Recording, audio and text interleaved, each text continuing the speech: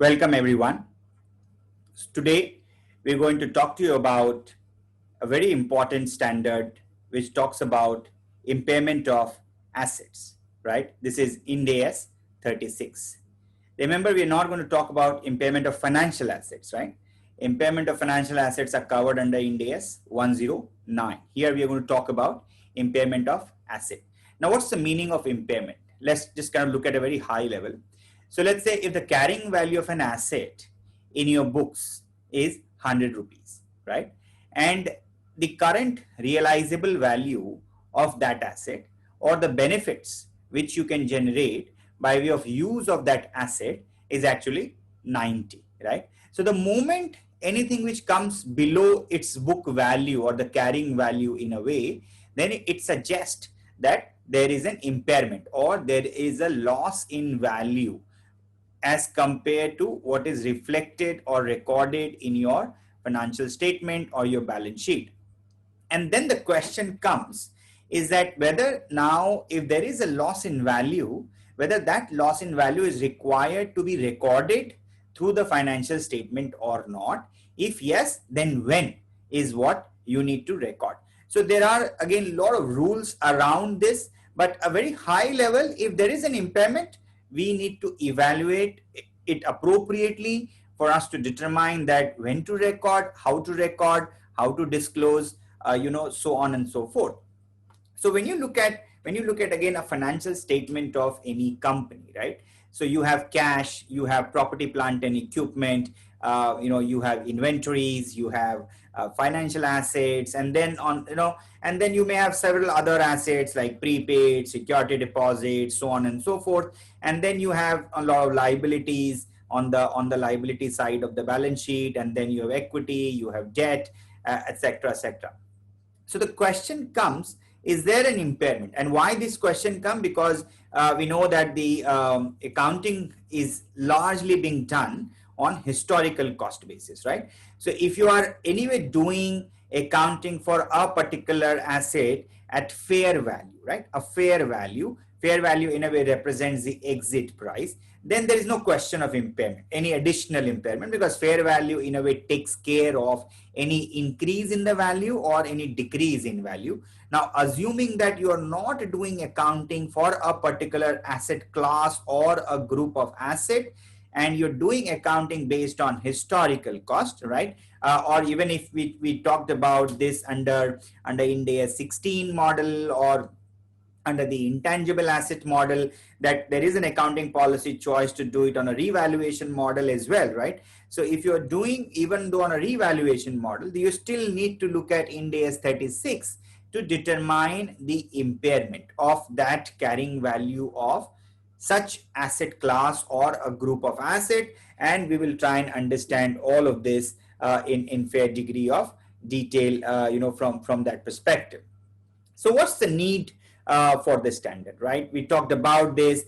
So what are the criteria for identifying an asset that may be impaired? So we're going to look at, what are the assets is what you need to think through, what you need to, talk about from an impairment assessment perspective, how to measure the recoverable amount and value in use. And I think these are two very, very important concept which is out there in the standard to say that recoverable amount and value in use. And recoverable amount is something which is higher or fair value less cost to sell, and value in use. So we're going to compare the carrying value with the recoverable amount, and we'll try and understand this in fair degree of detail. How to recognize, once you've determined that there is an impairment loss, how do you recognize this? Because more often than not, there's a bunch of assets which come together on which you're going to determine that there is an impairment loss. And how do you allocate that loss to a number of assets which are forming part of that group of assets? How to identify the cash generating unit of the entity and impair goodwill. So this standard also helps you assess impairment of goodwill. Remember, all other assets outside of goodwill, they are actually depreciated or amortized, right? Whereas goodwill is always tested for impairment, right? Goodwill is never amortized, is always tested for impairment. You could have also have some situations where there are certain other intangible assets like brand, for example. They're also not amortized, but they're also tested for impairment, right? Why? Because their life is something which is indefinite. You're not able to determine the useful life or the period over which such asset is going to generate future economic benefit, and hence you test them for impairment on an ongoing basis. From that perspective, how to allocate and reverse the impairment loss. Once you have determined there is an impairment, so how do you allocate it? How do you reverse the impairment loss? How should impairment loss be presented in financial statement, and what disclosures are required to be given? Again, Ind AS talks about disclose, and disclose. So we're going to talk about what are the disclosures you need to be considerate about. How much, where to disclose, how to disclose. All of that is what we will kind of quickly try and talk and understand from that perspective. So overall, why do we need this standard? We need this standard for us to evaluate, is there an impairment loss? Impairment loss compared to what? Compared to your carrying value of asset. For what type of assets? Which are not carried in your balance sheet at fair value. So assets which are at historical cost or follow the revaluation principle under Ind AS 16 or Ind AS 38. That's where you're going to follow this whole impairment model. For this to follow, you got to determine the carrying value of the asset, and then you need to determine the recoverable amount. Recoverable amount is the higher of fair value less cost to sell and value in use. So we'll try and understand that. Once you determine this, then you will determine how much is the impairment loss, and then you will determine how do you allocate the impairment loss to each of the assets which are forming part of the asset group. And then this standard also helps you understand how do you do the impairment testing for goodwill, right? And can a goodwill, which is required to be tested for impairment on an annual basis, how do you again allocate the impairment loss to goodwill, and then related disclosures. And if there's a reversal of a previously recorded impairment loss, how do you deal with that reversal, from that perspective as well. So very quickly, just to reflect on the examination trends from a CA final perspective.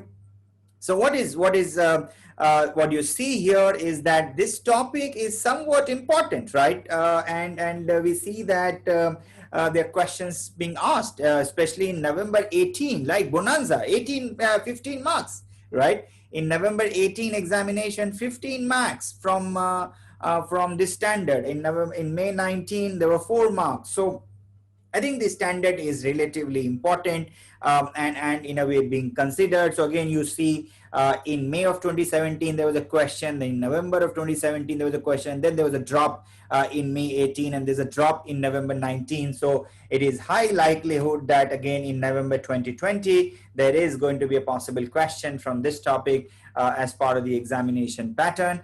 So again, it's an important topic. So 5 to 10 marks is what you should reasonably expect is going to get covered from this. We're going to try and cover one of the questions which is being asked in November 2018, and of course we're also going to as part of our practice questions, we're going to cover several other questions which are covered through this module.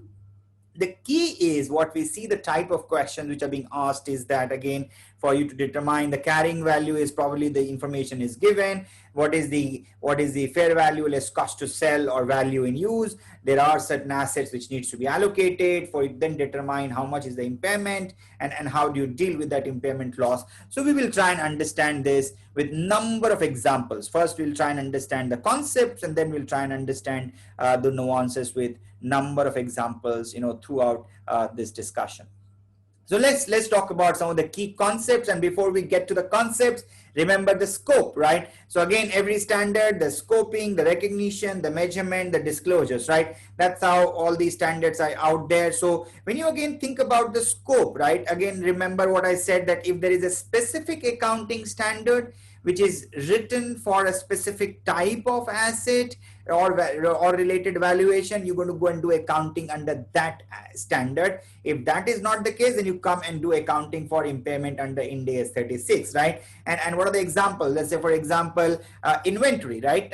Inventory is covered under Ind AS 2, right? So you're going to, and then inventory principle suggests that cost of market price, whichever is lower, is what you're going to cover. Then as per the inventory standard, you will not follow the principle of Ind AS 36 for you to determine your impairment loss on inventory. Similarly, if they're contract assets, right, we talked about, especially on a if you do a provision for doubtful debts, or the collectability is not assured, or if you're doing a fixed price project and there is a possible loss on a fixed price project, all of that is addressed under Ind AS 115, which is on revenue recognition, and hence again you will not consider Ind AS 36. Similarly, for deferred tax asset, Ind AS 12, which suggests that you will do an impairment assessment.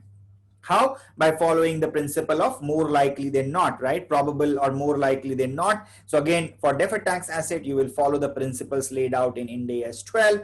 Similarly, for assets arising from employee benefits, if there are more liabilities to be recorded, if there are curtailment, settlement, for your employee benefit plans, all of that are again being addressed in Ind AS 19. We don't need to look at Ind AS 36 for that. If they are financial assets, I talked about this, you're going to look at Ind AS 109, and we're going to cover all of them in great degree of detail in the respective standard as to how do you deal with impairment for different types of assets which are addressed in different types of accounting standard. Similarly, for biological assets, you're going to follow Ind AS 41. If they're deferred acquisition cost in an intangible assets arising from an insurer contractual rights under the insurance contract, they are then covered under the scope of Ind AS 104. Similarly, if they are non-current assets which are classified as held for sale, they are to be dealt with then under Ind AS 105. So you need to remember that if there is a specific accounting standard which provide you guidance for a specific type of asset group, right, you're going to follow accounting from that perspective. Examples are deferred tax, financial assets, inventory, insurance assets, or employee benefit related matter, or agriculture assets, or contract assets which are covered under Ind AS 115. Otherwise, you're going to come and then evaluate, is there an impairment which I need to record for this particular asset class, for this type of asset, and following the principle of Ind AS 36. And what's the whole idea of recording an impairment? The whole idea of recording an impairment is that your balance sheet should represent a true and fair view, right? So if you are not going to apply the concept of impairment, then your assets are likely to be overvalued. If their assets are overvalued, then your balance sheet position is not fairly stated. And hence, it is important for us to continue to evaluate if there is an impairment loss, and if there is an impairment loss, that needs to be recorded. So let's talk about the definition of impairment, right?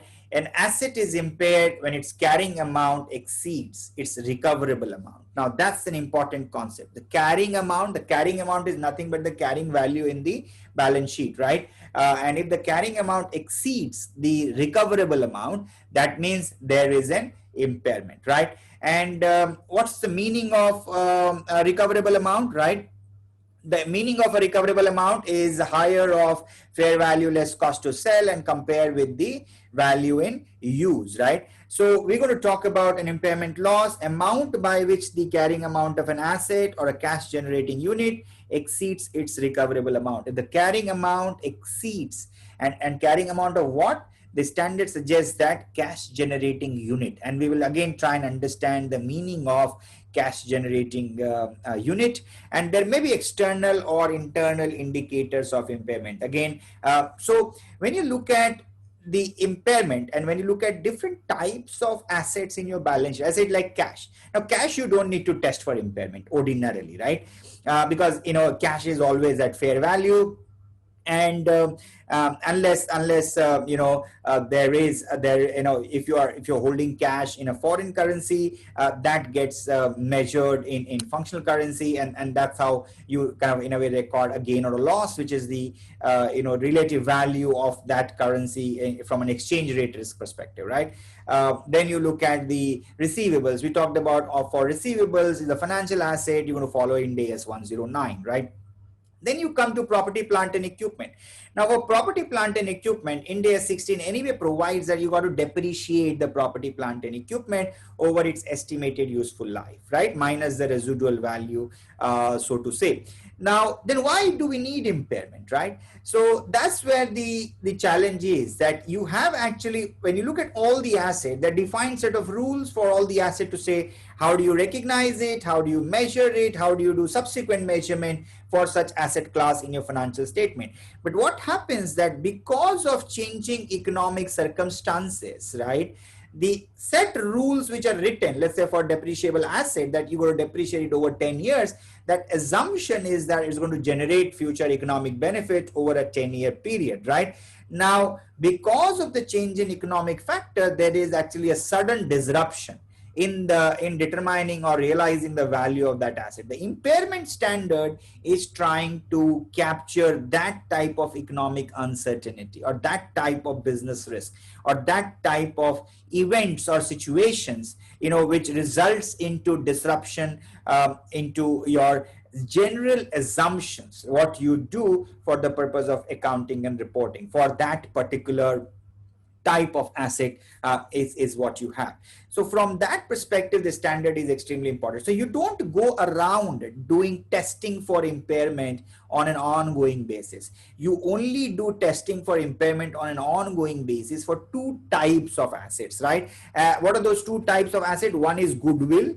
That I need to mandatorily test goodwill for impairment on an annual basis.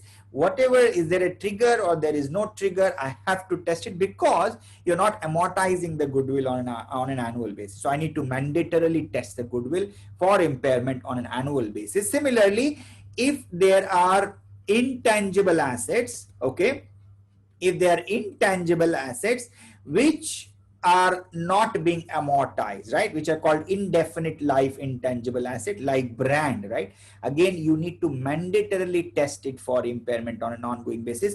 And also, for assets which are under development, you are also look at impairment assessment for those assets which are under development, from that perspective. So assets which are under development, I need to also possibly look at testing for impairment on an ongoing basis without waiting for any trigger. But for everything else, you're supposed to have a trigger for you to make an assessment that whether the carrying value of this cash generating unit exceeds its recoverable amount, or the carrying value is lower than its recoverable amount. If the carrying value is lower than its recoverable amount, then anyway there is no question of impairment. However, if the carrying value exceeds its recoverable amount, then there is a possibility that there is an impairment, and then that is what we need to determine how to record. And this criteria is what you need to follow if they're external or internal indicators. A very simple example of an external indicator in the present scheme of things is the whole COVID trigger, right? Because of the COVID-19 pandemic, there's a huge disruption in business activity. Our transportation is disturbed, the air travel is disturbed, the hospitality business is disturbed, the people movement is in a way being disturbed. People have to work in a way virtually. So there are several sectors, there are several businesses where there is less and less of consumer engagement for a variety of reasons. All of them are being disturbed or disrupted. Now that's a very significant external shock, right? Which in a way requires companies to evaluate that if there is an impairment, or is there an impairment, because of this COVID-19 pandemic. For example, it so also happened tomorrow, there's a change in law If there is a change in law, there could possibly, that's also an external. For example, let's say you're operating a plant and suddenly government comes with a regulation. Look, now these are your pollution norms. You can't, then suddenly there's a break to say that, can I really operate this plant?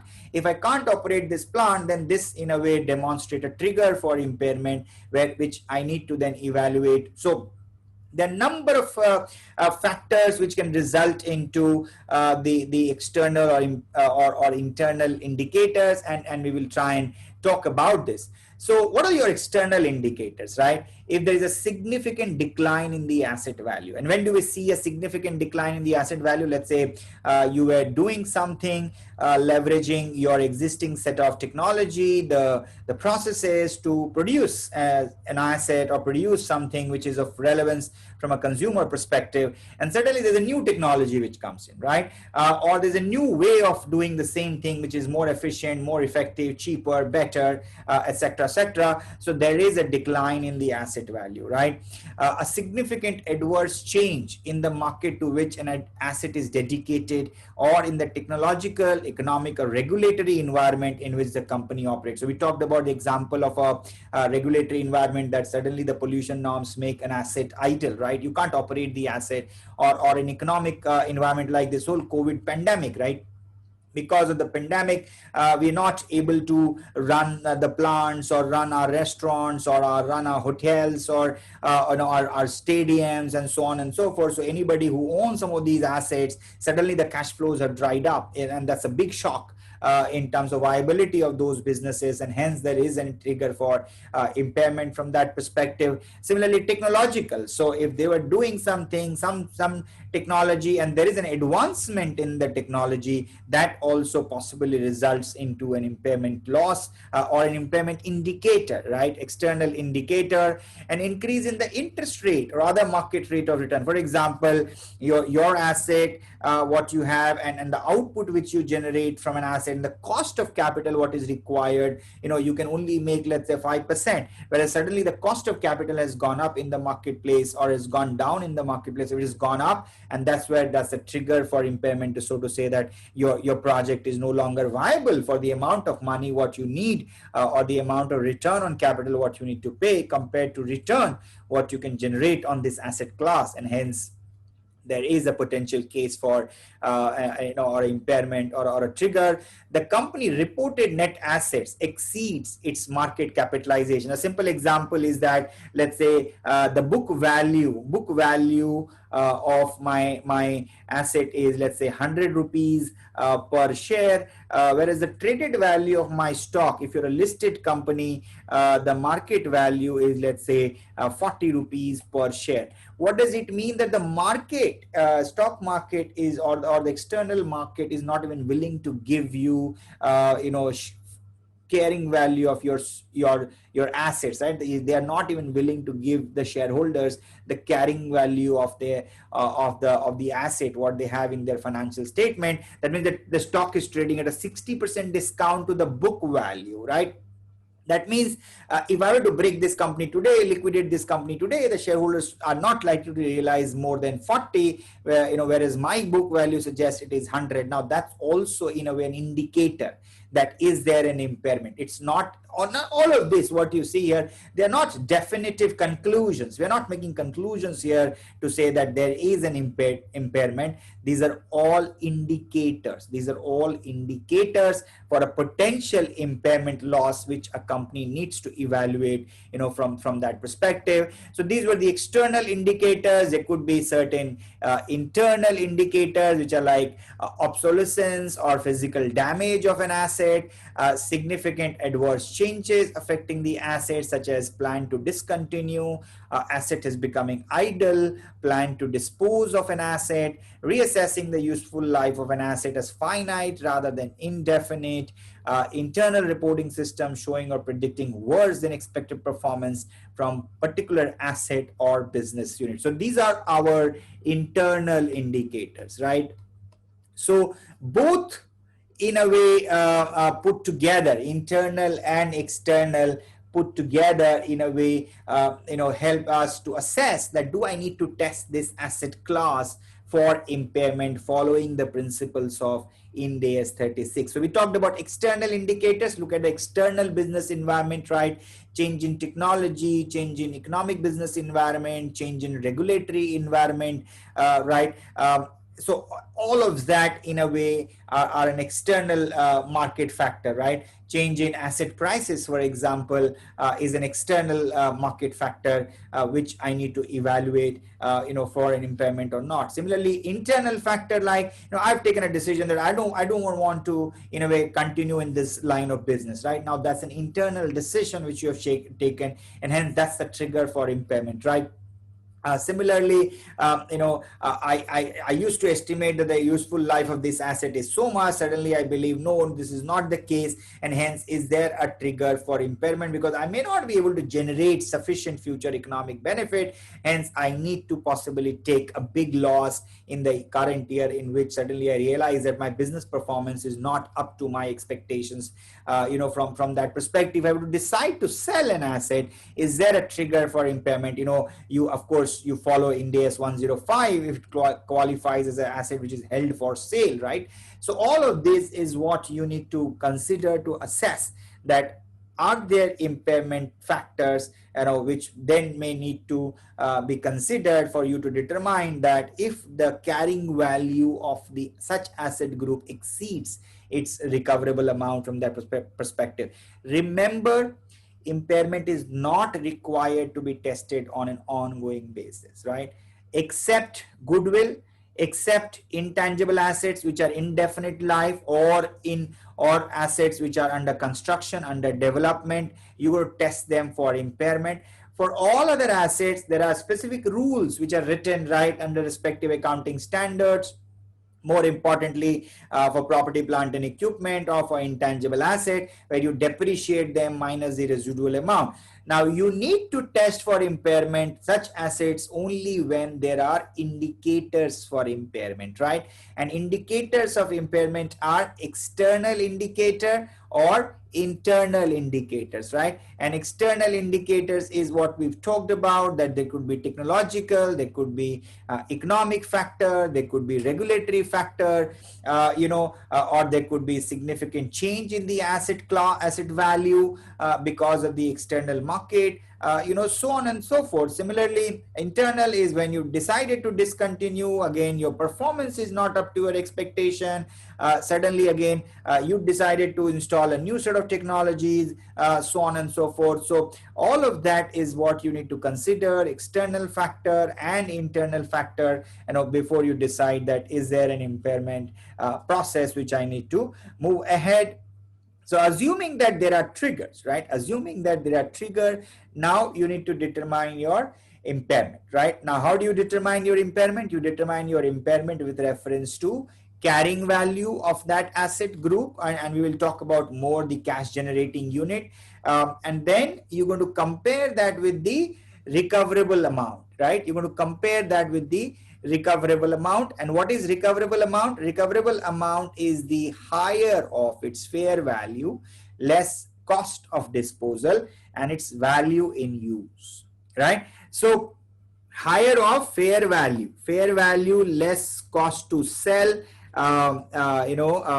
greater than equal to value in use. So whichever is higher, when you're going to compare that, both of them, right, that's what is called as recoverable amount. The higher of fair value less cost of disposal and its value to use. So if fair value less cost to sell is higher than value in use, then you have to compare that with fair value less cost to sell. If value in use, right, is higher than fair value less cost to sell, then you're going to consider value in use as recoverable amount. In this case, you're going to use fair value less cost to sell as the recoverable amount. So whichever is the higher, that becomes the recoverable amount, and you compare the recoverable amount with the carrying value. And if the carrying value is lower than the recoverable amount, there is no impairment. If the carrying value is higher than the recoverable amount, then of course there is an impairment, and then we need to appropriately determine how much is the impairment loss I need to record and how do I need to then record this impairment loss over different assets which are forming part of that asset class. Okay. Now, how do I determine fair value less cost to sell, right? Now, how do I determine fair value less cost to sell? Now, when we talk about fair value is addressed in Ind AS 113, right? Ind AS 113 is something which defines fair value as price, which you're going to realize when you're going to sell an asset, right? When you're going to sell an asset or transfer a liability, right? In an external transaction, in a transaction with unrelated parties, right? And in an active market, so the active markets, the parties who are getting into the transaction, they know about the transaction, they have knowledge of the asset class, and this is a price which is expected to receive to sell an asset, right? Or you're required to pay to transfer an obligation, from that perspective. So the simple definition is exit price. And the way for you to look at it, let's say you own a building, right? Now, if you own a building or a flat, right?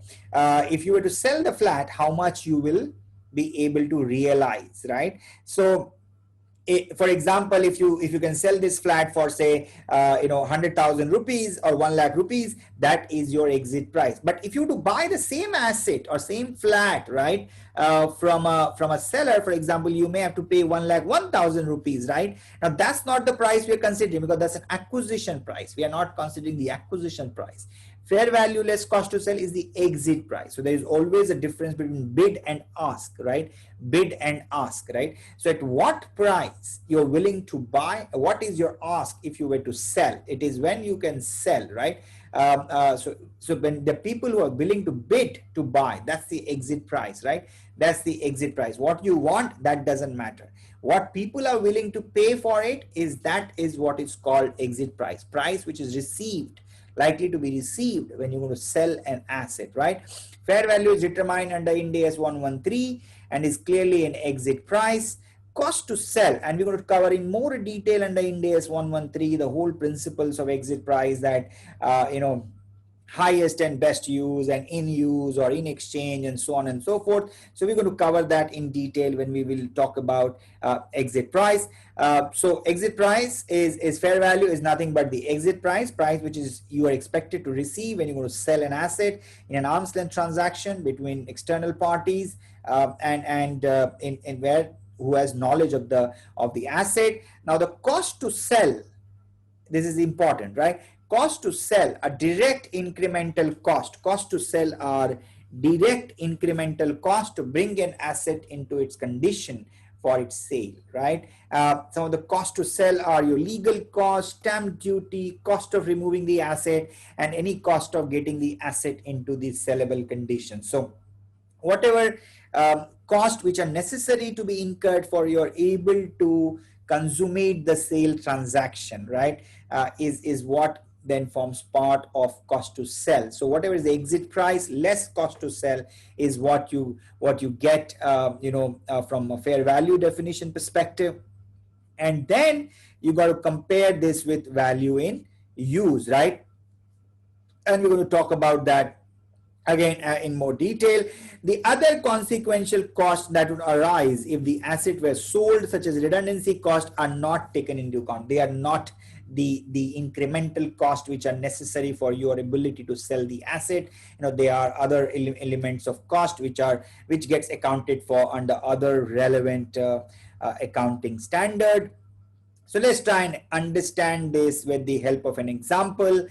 In this case, the fair value of an asset is INR 10,000. The other costs are 2,000, which is cost of removing the asset. 2,500 is the termination benefit is what I need to pay. 1,000 is the legal fees. 500 is the documentation charges or the stamp tax. 1,500 is the reorganization cost. The question is, what is the fair value less cost to sell? So what is the fair value of an asset is 10,000, right? Which is exit price. Now, what are the cost to sell an asset? So among these 5 items which are to be considered, if you look at this Cost of removing the asset, this is an important element. This is required to bring the asset in its condition for it to be available, for sale to the potential buyers. 2500 termination benefits not relevant. Now you got to deal with this under Ind AS 19 on employee benefit. I'm not going to talk about this under Ind AS 36, and this is not a direct incremental cost. Legal fees is important, right? I need to incur legal cost for the purpose of my ability to sell these assets, right? So this is fair value less cost to sell. Stamp duty is important. I need to consider the stamp duty. Again, reorganizational cost is not related to this particular asset, right? So I'm not going to consider this. So when you look at the solution, right, recognition criteria, cost to sell, a direct incremental cost to bring an asset into its condition for its sale. Other consequential cost that would arise if the asset were sold, such as redundancy cost, are not taken into account. Now, when you compute the fair value less cost to sell, you want to consider 2,000, 1,500, total 3,500, 10,000 is what I'm going to realize. 3,500 is cost. The net fair value less cost to sell is nothing but 6,500 in this example. Fair value less cost to sell is 6,500 in a way in this example. So now we've talked about recoverable amount, and we've said what is recoverable amount is the higher of fair value less cost to sell and value in use.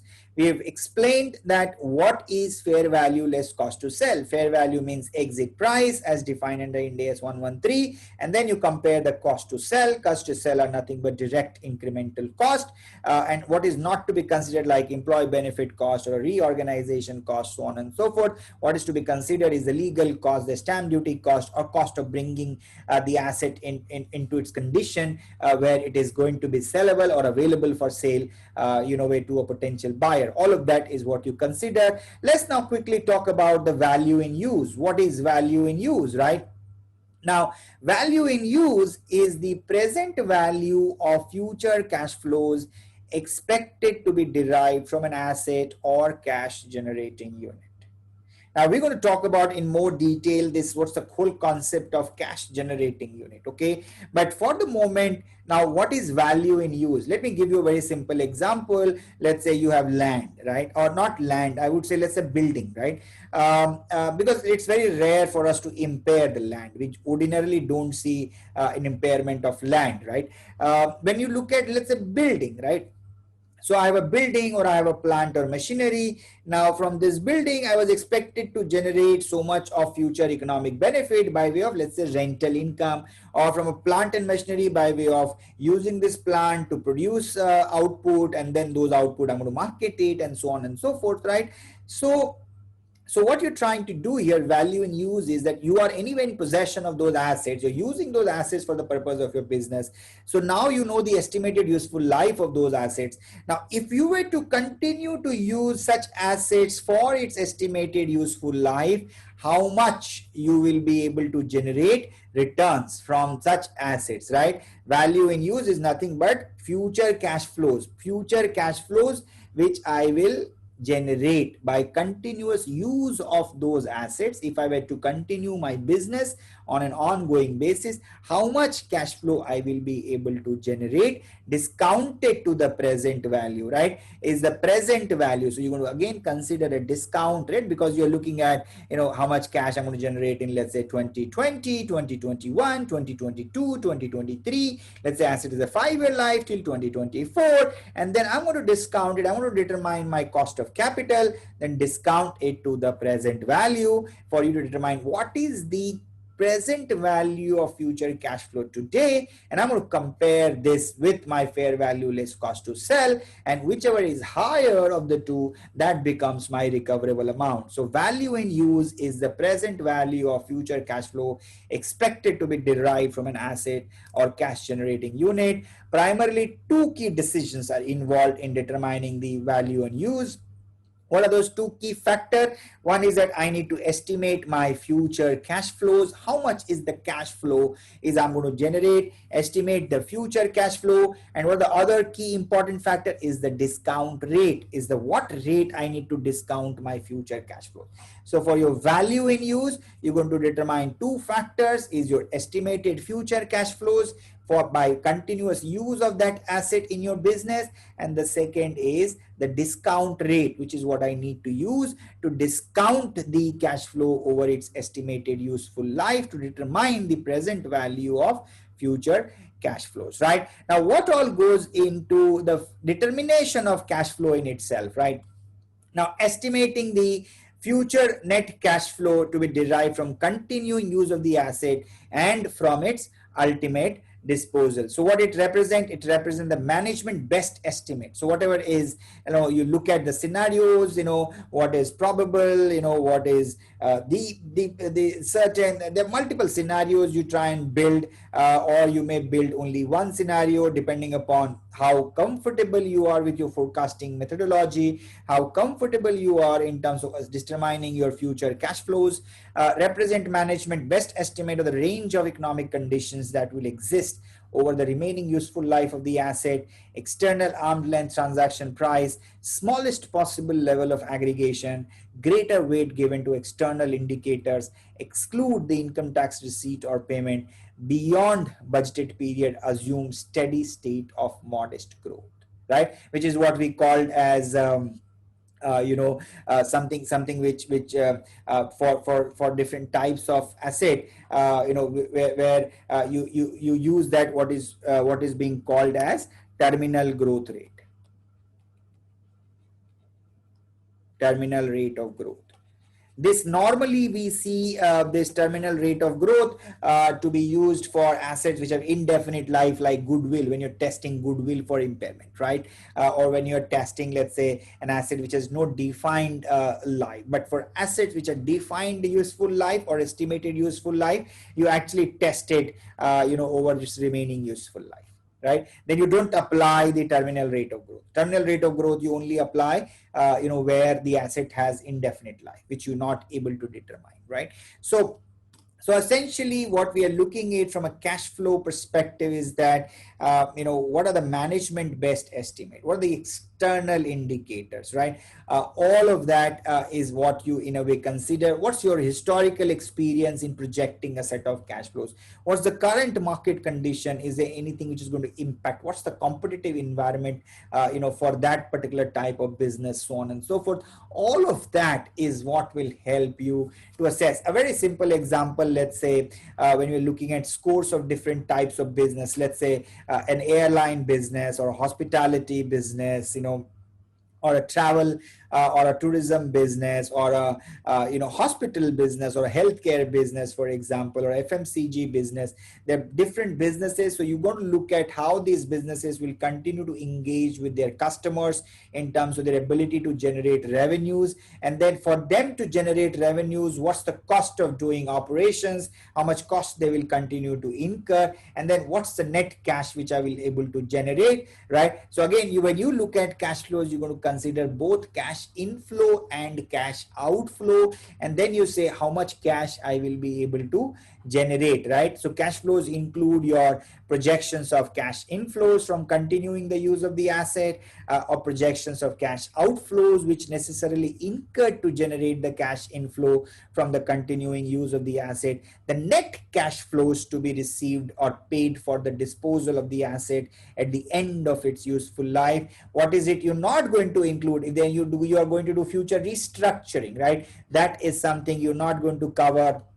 If you're going to improve or enhance, future capex is again something which you don't, because you're trying to assess the recoverable amount for the assets, the current carrying value of the asset, right? You will not say, I'm going to, today my carrying value is 100, I'm going to further capitalize another 50, and then the carrying value become 150, and then I'm going to test it because this 50 will help me generate more future economic benefits, so on and so forth. If something which is like a repair maintenance, of course that is something you need to consider, but not the future capex, right? So improving or enhancing the asset performance, you will not consider them. Financing activities, you won't consider them. And similarly, because financing activity, why I don't consider, that is why you're discounting the present value. It takes care of the financing cost, so to say, and income tax also you don't consider. Let's look at this example now. So what do we have here? Okay, on 31st of December 2019, Royal Limited is evaluating one of its segment for impairment testing. Okay, And remember the rules around impairment, right? So you got to look at your carrying amount and you got to compare that with your recoverable amount. And recoverable amount is the higher of the value in use, less fair value, less cost to sell. And you got to look for triggering events, right? When you have to do this, whether at a asset level, long-lived asset level, or whether at a CGU level, right? So here the carrying amount of the net asset of the segment is INR 25 million, and also there is no active market for the segment being evaluated. Okay. In relation to value in use, the management has two different computations as explained below. Okay. INR 20 million. This excludes the restructuring cost to be incurred in future and the related benefits through increase in cash flows. INR 28 million includes the cash flow from future restructuring. So the question here is whether Royal Limited should recognize any impairment loss in this case. So as we've been talking, that you're not permitted to actually look at any future restructuring, right? And you can only, in a way, consider that things which are in control, for which the management has committed a plan, and so on and so forth, for the purpose of doing this whole evaluation around value in use, and that you do it based on the current asset. It's not that I'm going to do a lot of capex in future, and then that will improve the overall ROU of the asset, and so on and so forth. Those things are not allowed to be considered. So here in this case, my carrying value is 25 million. Here my value in use is 20 million, right? And this 28 million. So this 28 million I am not going to consider, right? Because this includes future restructuring. So is there an impairment? Answer is yes, there is an impairment here. Okay. So value in use is the present value of the future cash flow expected to be derived from an asset or cash generating unit. As per the standard, estimates of future cash flow shall not include cash inflow or outflow that are expected to arise from a future restructuring to which an entity is not yet committed.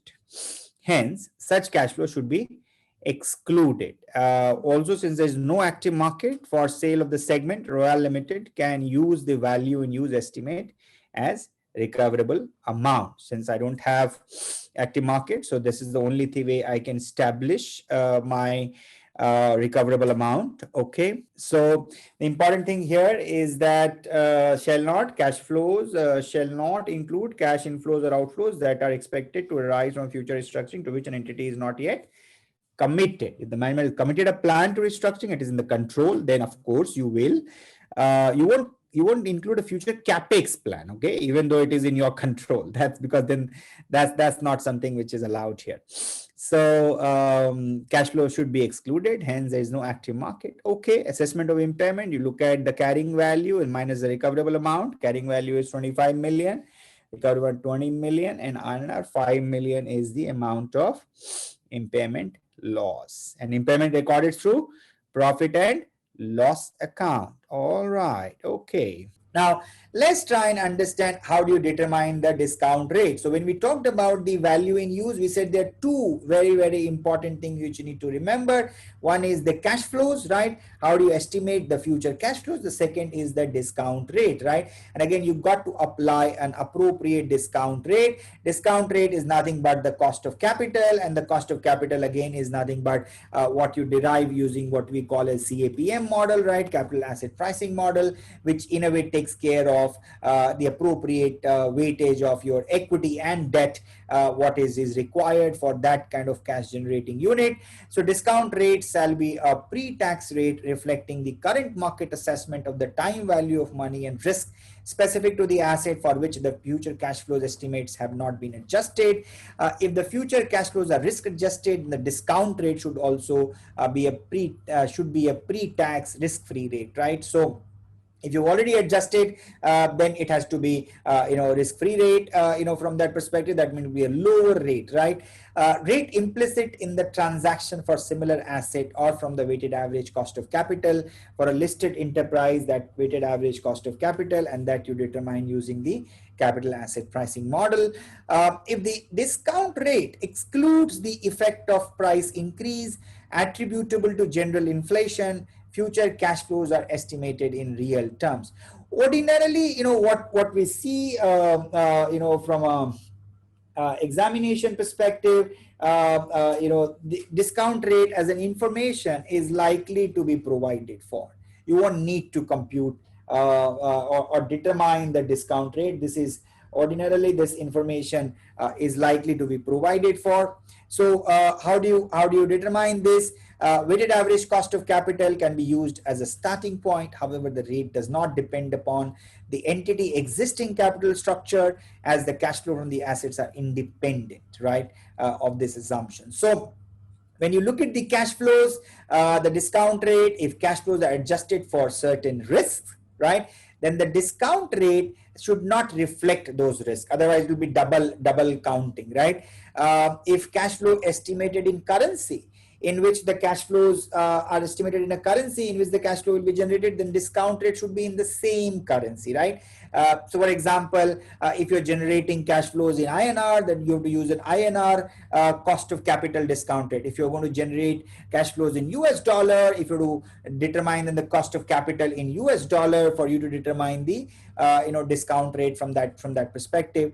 If pre-tax cash flows are used, then the pre-tax discount rate has to be applied. If the post-tax cash flows are used, then the post-tax discount rate is to be applied. If nominal cash flows are used, then the nominal discount rate is to be applied. If the real cash flows are used after excluding inflation expectation, then again you got to use the real discount rate to be applied. And a very simple way for you to look at it is that if the discount rate is higher, right, higher is the discount rate, the lower is the present value of future cash flows.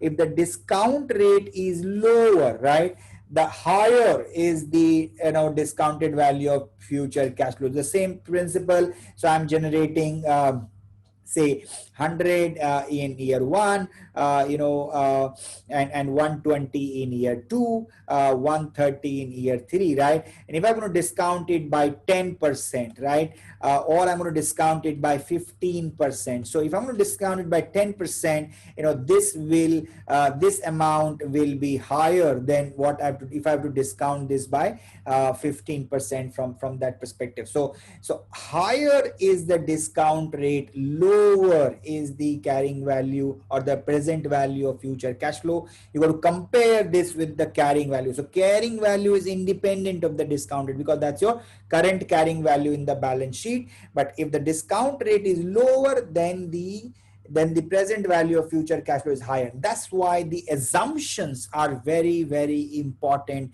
for you to appropriately determine the amount of impairment loss, right? So for you to determine the amount of impairment loss, you need to consider the recoverable amount. Recoverable amount is the higher of fair value less cost to sell, and value in use. Fair value less cost to sell is determined by way of understanding the exit price as defined under principles of Ind AS 113, and then that exit price has to be reduced from cost to sell, which is like stamp duty, legal fees, cost of relocation asset to bring it to its present condition for sale or available for sale, etc. You exclude again the reorganization cost, you exclude the termination cost, etc.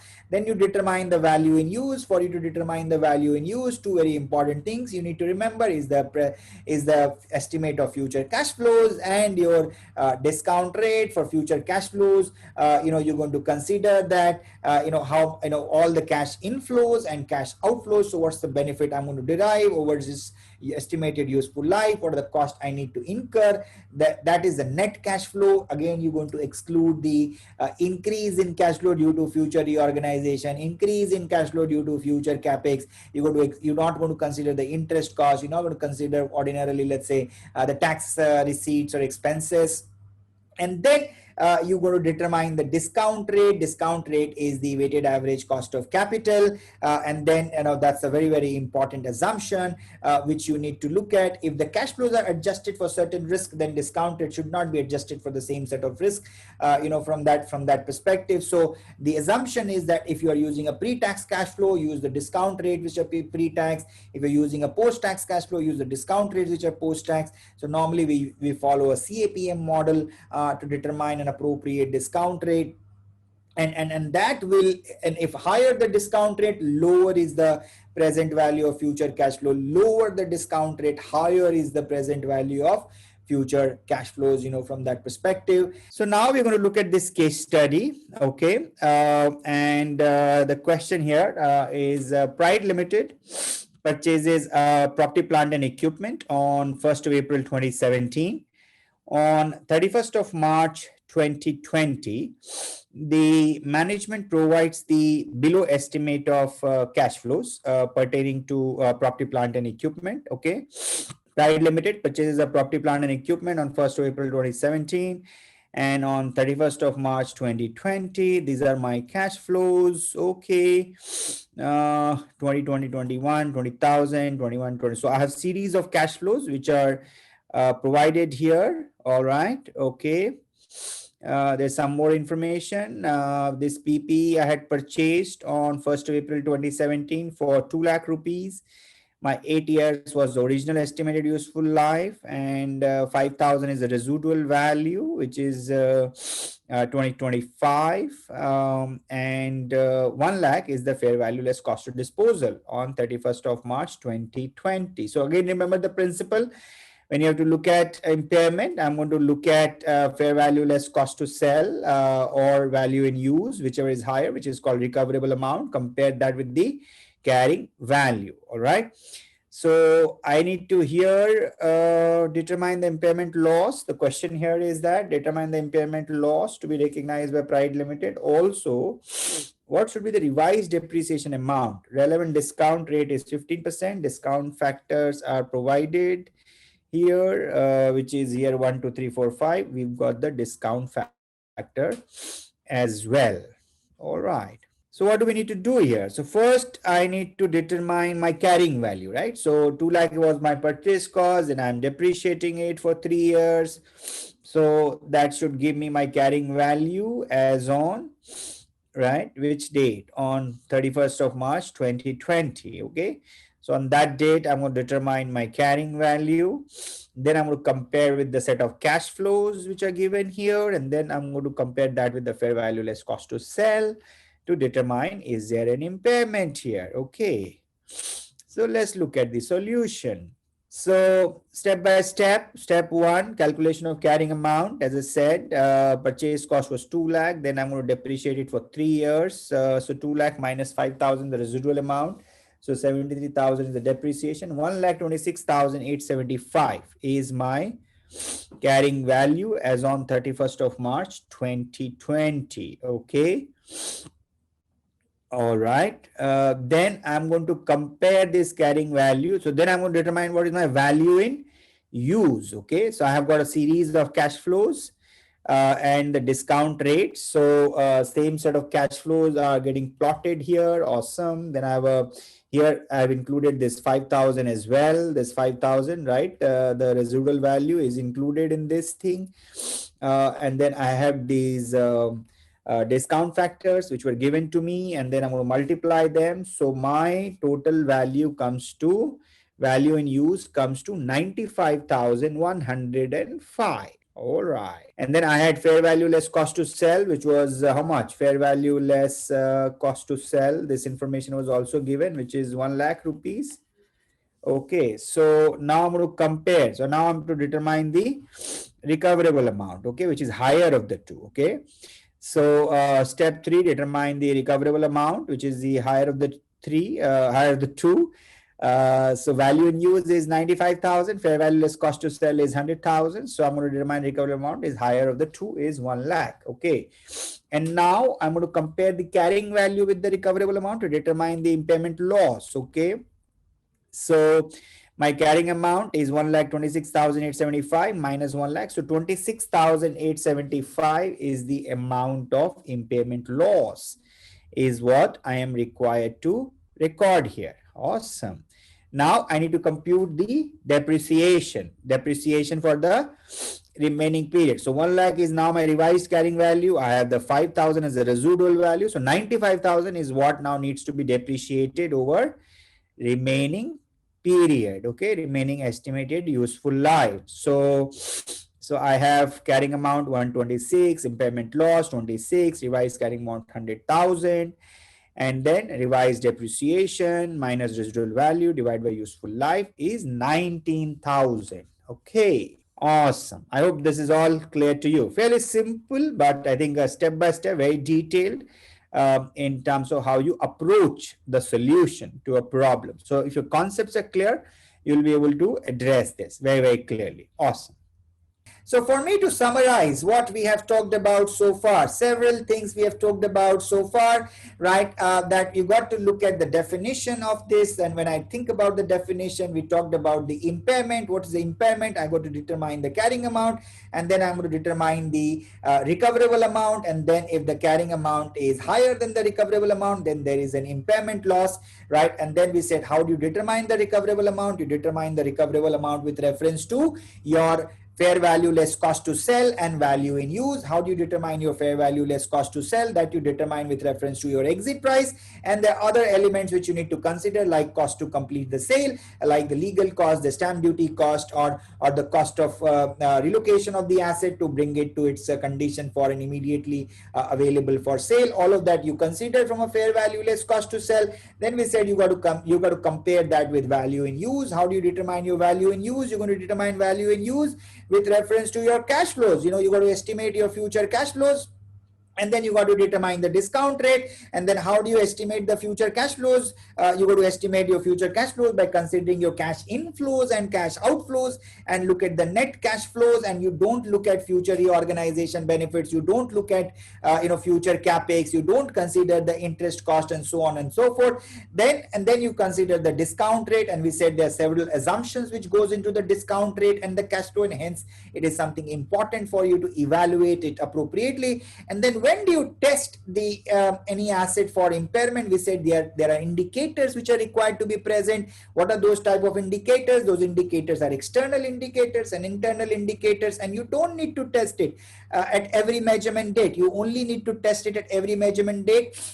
Very few assets which are like goodwill, which is an indefinite life intangible asset, or intangible asset which is under development. These are the assets which you have to mandatorily test for impairment on an annual basis, whereas otherwise you have to wait for the triggers, right? You keep on assessing, is there a trigger present? And triggers are external or internal. External are technological obsolescence, or economic factor, or a market factor, or changing regulatory environment. All of that is what you consider, or change in asset prices. You consider all of them. Internal factor, you look at, is there a change in your business strategy? Do you intend to now sell this asset? Do you want to discontinue this business? Do you want to reorganize your business, etc.? And hence these are all triggers. Now you're not being able to very successful in this line of business. You want to discontinue your operation in a particular geography. You want to discontinue your business model, so on and so forth. There are multiple internal factors. External factors is what you all going to put together to assess, are there triggers for impairment? If the answer to that is yes, that there are triggers for impairment, then you go about impairment evaluation. Impairment evaluation is determination of carrying value and the recoverable amount. Carrying value is already there in your financial statement. You got to look at the recoverable amount, which is with reference to fair value less cost to sell and value in use, and higher of the two, and then you compare with the carrying value, and then you determine that there is a potential impairment in your situation.